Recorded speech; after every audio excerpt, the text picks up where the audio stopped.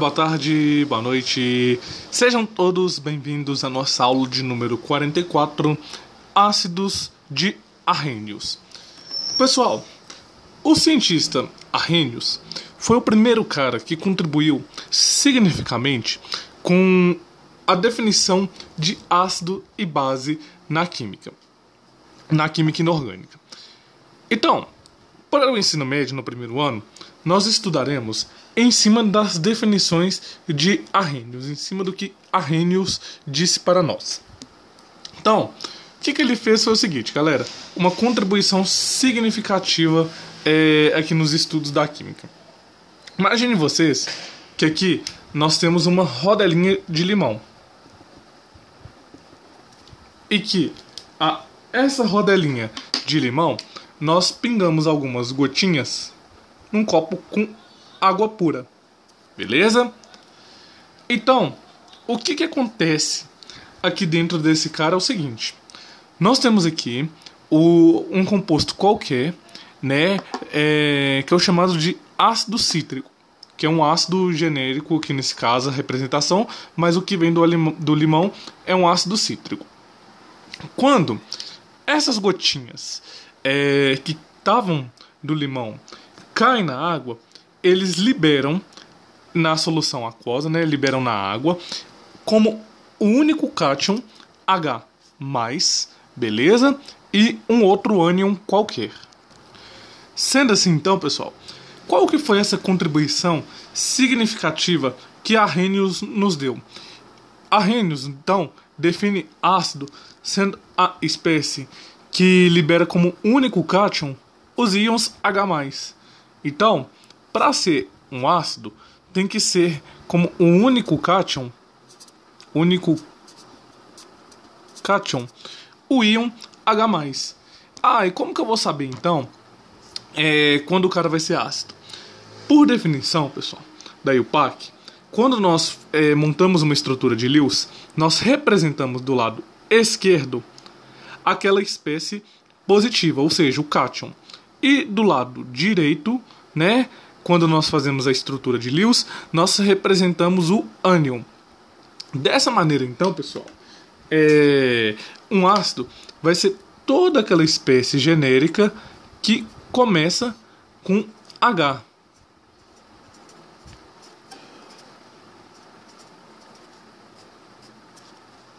Então vocês bateram o olho num carinha e viram que a fórmula dele, a fórmula química dele, começa com H, é um ácido. Existem exceções? Sim, existem exceções. A água, que é H2O, né? Depois nós discutiremos sobre a água, né, exclusivamente. Mas por enquanto, eu quero que vocês entendam que todas as espécies diferentes da água que começa com H é um ácido. E quando vai ser considerado ácido? Somente quando for dissolvido em água e tiver a liberação do único cátion H+. Beleza, pessoal? Então essa daqui é a nossa definição de ácido segundo Arrhenius. Se bater o branco lá na hora da prova, tenta lembrar do desenho aqui do limão, né, sendo pingado na água para vocês fazerem uma limonada geladinha. Então, pessoal, para ilustrar essa ideia, então, eu trouxe aqui alguns exemplos para vocês. Vamos começar aqui com o primeiro exemplo do HF, né? Nós queremos dissociar esse carinha em água, né? Nós já aprendemos a fazer dissociação na aula 19. Vocês não viram, não se lembram? Dá um pulinho lá porque é uma aula muito importante. Então, pessoal, quando esse carinha for dissociado em água, seguindo esse modelinho aqui de cima, né? Observe então que a quantidade de hidrogênios que eu tenho aqui vai ter que ser a quantidade de cargas negativas que eu tenho aqui no meu ânion. Concordam? Então olha só.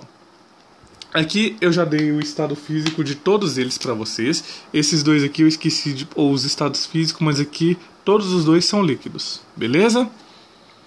Então, agora sim. Vamos lá. O HF. O HF está no estado gasoso, representado por esse Gzinho pequenininho aqui embaixo. Quando ele for liberado em água, teremos como único cátion H+, quando esse cara for liberado em água. Se ele está em água, é uma solução aquosa. Belezinha? Só que Além de tudo, nós temos também um ânion qualquer. Quem que é o ânion qualquer? É o F. F o quê? Menos. Por que F menos? Porque seria como se aqui embaixo eu tivesse somente um H.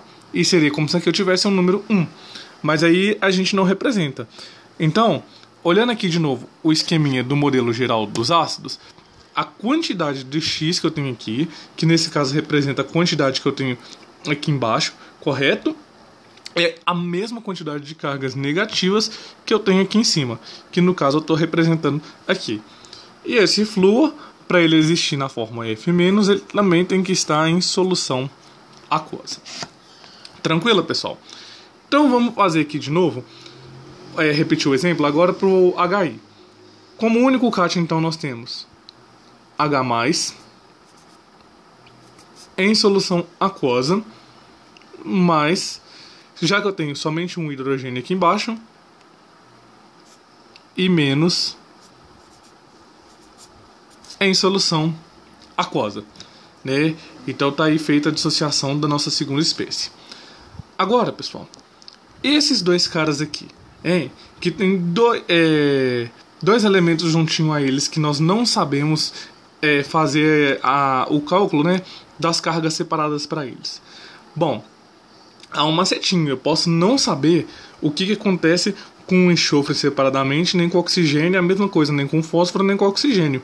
Mas o grupo inteiro, eu sei que tem que contrabalancear com a quantidade de hidrogênios. Então vamos fazer essa dissociação. Como único cátion H+, né? Eu já expliquei para vocês por que não pode ser H2+, mais SO4, 2-. Por que SO4, 2-? Eu tenho 2 hidrogênios aqui deste lado agora, não é verdade? E a quantidade de cargas negativas que eu tenho aqui deverá ser igual à quantidade de hidrogênios que eu tenho aqui desse outro lado. Concordam comigo, pessoal? E a representação correta é essa primeiro. O número na frente, depois a carguinha. Isso é uma definição da Instituição de Química Pura e Aplicada, a IUPAC, beleza? Só que aqui, observem que eu tenho 2 cargas negativas e aqui eu tenho somente um saldo de uma carga positiva. Então o que acontece? Eu coloco um 2 aqui na frente, porque representa que eu tenho 2 carguinhas positivas e aqui eu tenho uma carguinha negativa. Tranquilo? Facinho, facinho? Beleza, né? E não esquecer de colocar os estados físicos também para todo mundo. Agora, para esse cara aqui de baixo, pausem o vídeo e tenta fazer ele, fazendo favor. Então, vocês pausaram, fizeram ele, né? Então, com certeza vocês devem ter encontrado H+ em solução aquosa mais PO4. A quantidade de hidrogênios que eu tenho aqui se repete nas cargas negativas aqui deste lado, concordam? Então fica 3- aquoso. Tranquilo, pessoal? Só que aqui eu tenho 3 cargas negativas, então desse lado eu preciso de ter um saldo total de 3 cargas positivas. Como eu não posso colocar 3+, eu coloco um 3 aqui na frente, que representa que eu tenho H+, H+, e H+. Tranquilinho? Facinho, facinho? Mamão com açúcar, né, povo? Faz demais. Agora, nós podemos também dar uma classificação quanto à quantidade de hidrogênios ionizáveis. Como assim? Quanto à quantidade de hidrogênios que eu tenho aqui depois da setinha. Então, olha só.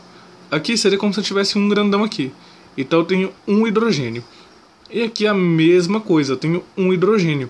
Então essas 2 espécies aqui, nós chamamos elas de monoácidas.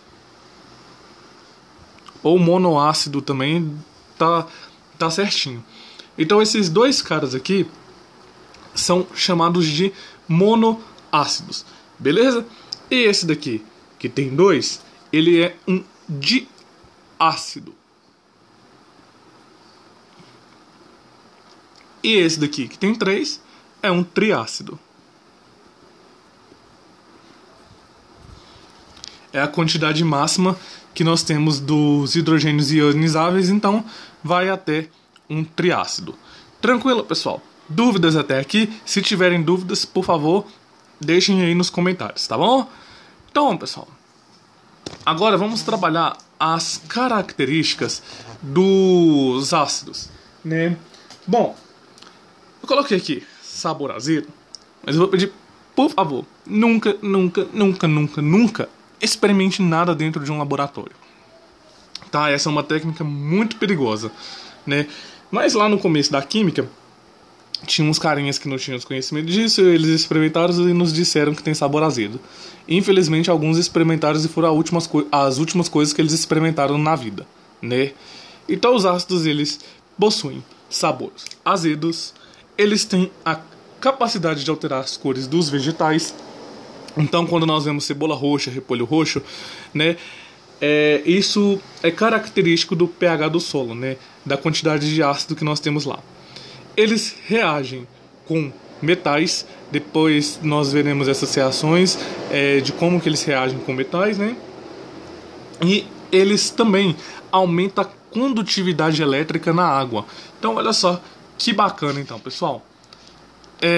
Imagine que nós temos aqui um aparelhinho chamado condutivímetro. Ele é mais ou menos parecido com isso que eu desenhei aqui. O condutivímetro, então, ele tem uma célula que faz a leitura da condutividade. Então vamos supor que nesse desenho aqui nós temos a condutividade da água pura. A água pura, ela se dissocia em íons H+, e íons OH- automaticamente. Mas isso numa quantidade mínima.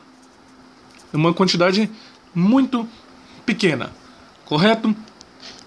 A dissociação desses caras, então, pessoal, eles vão liberar íons H+, todos eles. Tranquilo? Só que se eu vim aqui com um monoácido, vamos abreviar só de mono. Se eu vim aqui com monoácido, vai aumentar a condutividade desse cara. Se eu vim aqui com um diácido, vai aumentar ainda mais a condutividade desse cara. E um triácido vai aumentar muito mais a condutividade desse ácido. Então, se fosse, por exemplo, para fazermos o experimento de acender a lâmpada com uma solução ácida, né? Então aqui nós temos um ácido. E aqui nós temos uma pilha. Concordam comigo? Essa pilha, ela vai gerar eletricidade. Só que o brilho dessa lâmpada que está ligada aqui, nesse esqueminha, ele vai depender da quantidade de ácidos que eu tenho aqui embaixo. Então o brilho pode ser muito forte, pode ser fraquinho, ou quase pode não ter brilho, né? Porque depende da quantidade de ácido que nós temos dissolvidas aqui embaixo, né? O porquê disso, nós aprenderemos lá no playlist de segundo ano, quando nós formos ver eletroquímica, tá?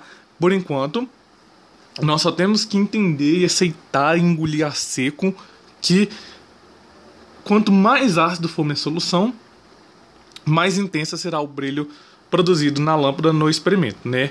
Ou maior também a condutividade elétrica, né? Maior seria a leitura do condutivímetro aqui. Tranquilo então, pessoal? Então tá aí a nossa primeira aula de funções inorgânicas 1. Espero que vocês tenham gostado. Se gostou, não esquece de deixar aquele like, assinem nosso canal para vocês ficarem por dentro em primeira mão das novidades aqui do Help Química. Tá bom, galera? Então tá bom, fiquem na sequência que nós aprenderemos a dar a nomenclatura dos ácidos, uma das matérias que o pessoal acha mais difícil no primeiro ano. Mas eu vou tentar fazer de um jeito que vocês vão aprender bacana, beleza? Então tá aí, galera. Forte abraço e a gente se encontra.